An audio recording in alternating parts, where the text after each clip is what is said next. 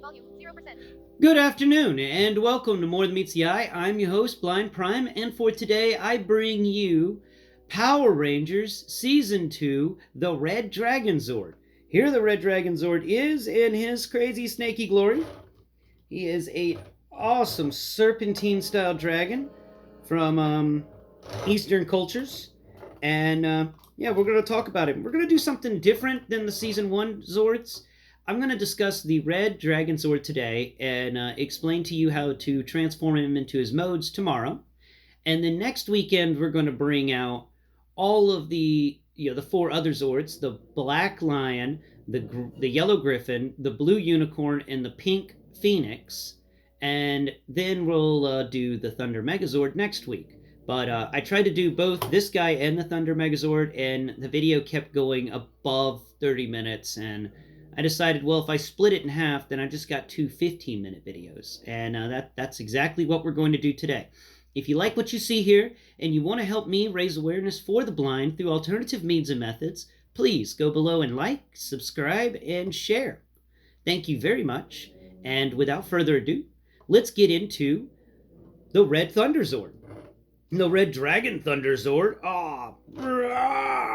I remember in the original Season 2, I as a kid, little Blind Prime, and I'm watching this thing, and Zordon's like, "Rangers, I have new Zords for you. You must go to this location and obtain them." And so you go and you lightning strikes the broken dragon, the broken T-Rex, red T-Rex Zord, and it becomes the Dragon Zord. And lightning strikes the other ones and turns them into other things. And you're just, as a kid, going, "What? Zordon can just do that?" So that was always a fun thing. I enjoyed that. It was a really good scene. I have to say, those show creators, they know how to make a good scene for kids. That was by far, whenever these guys came out, I was just down for them. Like, after an introduction like that, yes, I want them. Sadly, though, they came in two parts. You got the Red Serpent Dragon Zord here, and then you got the Thunder Force.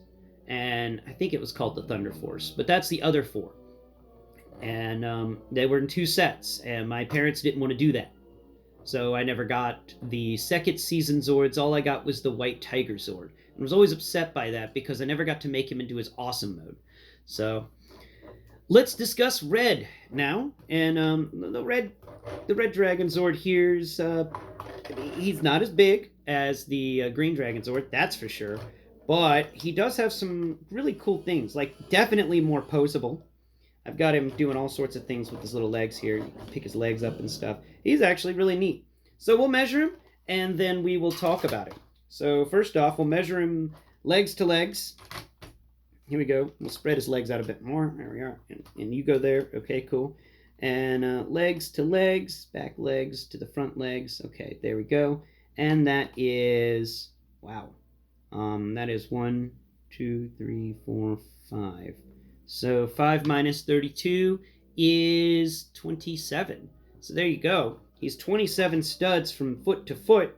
Now let's get him from edge to edge. So we're just going to pick this thing up and spin it right there. All right, now we're going to get it here. Cool. We got that. And where does that leave us over here? There we go. Right there. Okay, don't move that finger, and stop. Just a little bit further. There we go. Alrighty. And back it up just a tiny hair. Okay, and now to the end of the nose.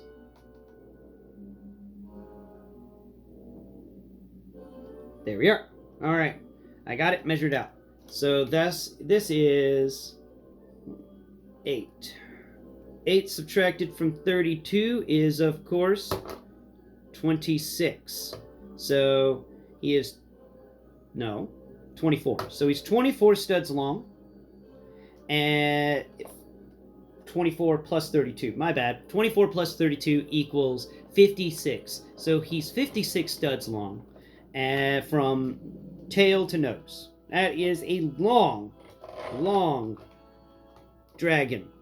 And, yeah, see, detail-wise on him, they didn't really do much with the molding. They definitely went out of their way with the molding on season 1, and here they just molded in little spots, like his little his crests that run down the back of his neck and across his body and down his tail.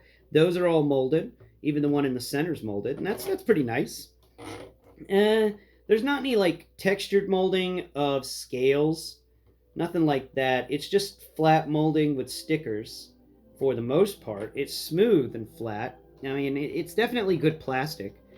Down here at the feet have some really nice molded toes. That's really good. And then you got this area that splits apart to make the arms of the Dragon Zord. So he's got two different. It's decent molding over there too. There's not much molding here. He has a nice weight to him. But for the most part, there's the center of the robot, center of the dragon, which is just a big, kind of wide, flat area. It ends up becoming his chest area. And it always amazed me in the show, like, how do they get that crazy long snake thing to become what it becomes? And so, this was a really cool Zord for me to get a hold of because of that. And spin him around.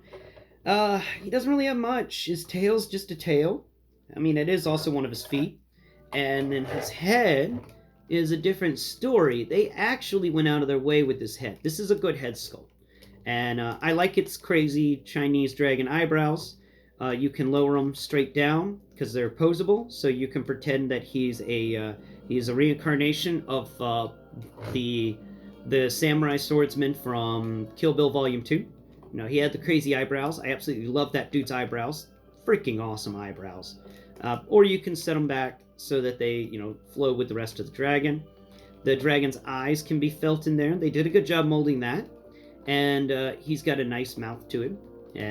It's posable, and it has teeth in it. So that's pretty cool. It's really well done for a head sculpt. They even got these little whiskers on the ends. Like his lips are slightly pulled up like he's in the midst of a dragon growl. And like a little adorable dragon growl. But yeah, that's it for the dragon mode. Let's get him into his robot mode and talk about that. He actually has articulation in dragon mode, so the jaw articulates. All 4 of his legs articulate by moving up or down, basic articulation. And his hands slightly open, or his claws slightly open and shut. And his tail is on a knee joint, so it can move up and down, and so can the foot that becomes the tip of the tail. It can move up and down. That's it for articulation. Now let's get into the robot. And remember, tomorrow I'm going to teach you how to transform it. Today I'm just going to transform it and move it on. So we're just going to get this transformer, Power Ranger, to transform, or convert. I should say convert, so I don't get confused.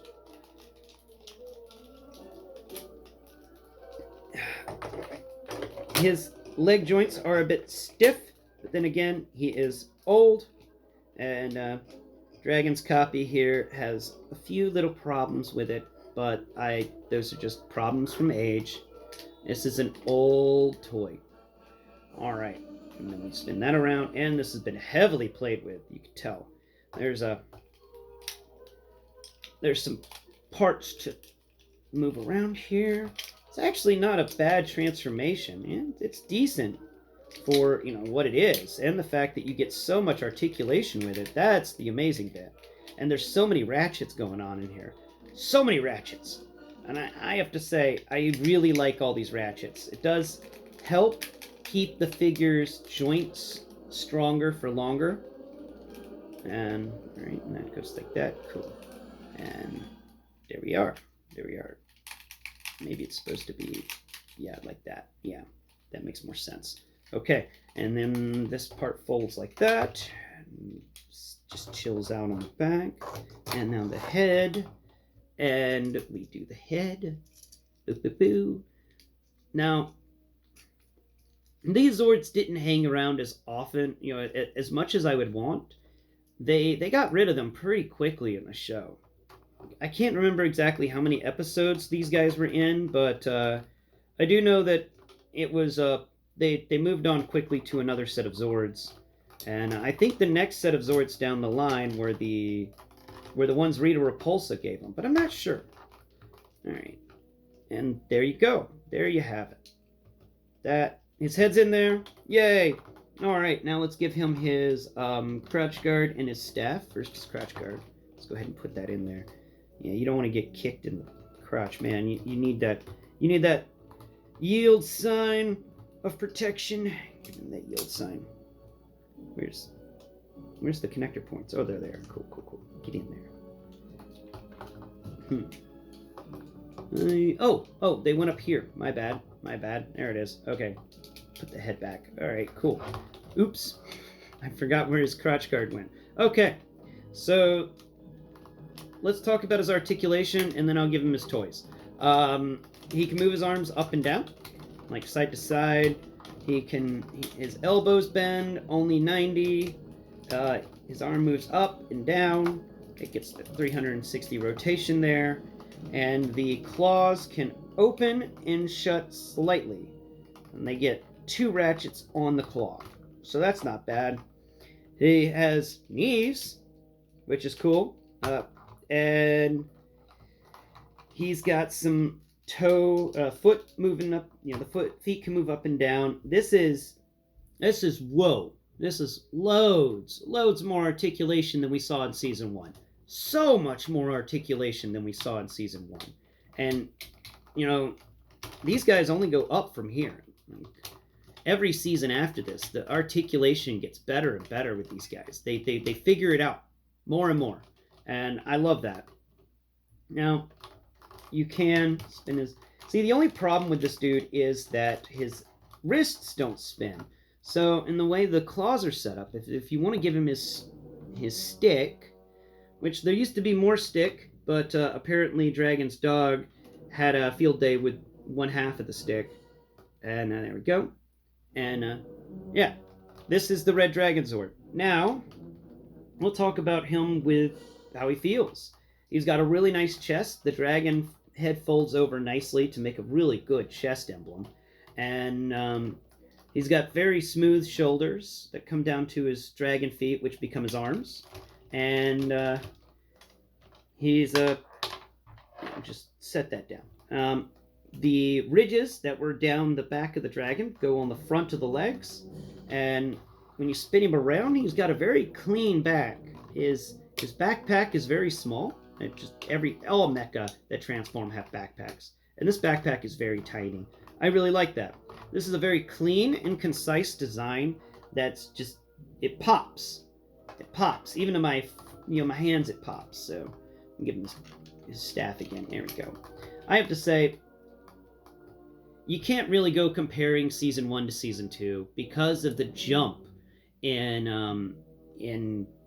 everything between those 2 times. And I need to look more into the history of these toys to figure out what happened there. Why were the season 1 Zords so much different than the season 2 Zords? And that's definitely a question to be asked, and I'll discuss that more with you as I learn.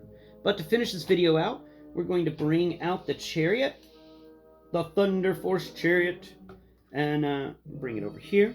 Set the chariot down, and now he's going to go right inside it. I'm just going to set him right down. He's actually got some footholds in there.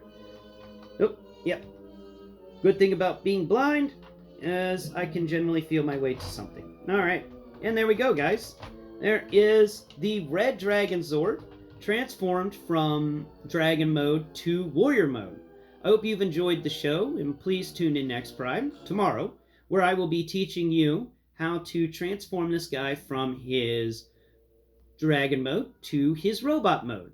And next week, we will be discussing these 4 guys, and then talking about how they become the Megazord when combined with the Dragon Warrior Zord. So, or the Red Dragon Warrior Zord, I should say. So, tune in then. Thank you for watching. Bye-bye for now.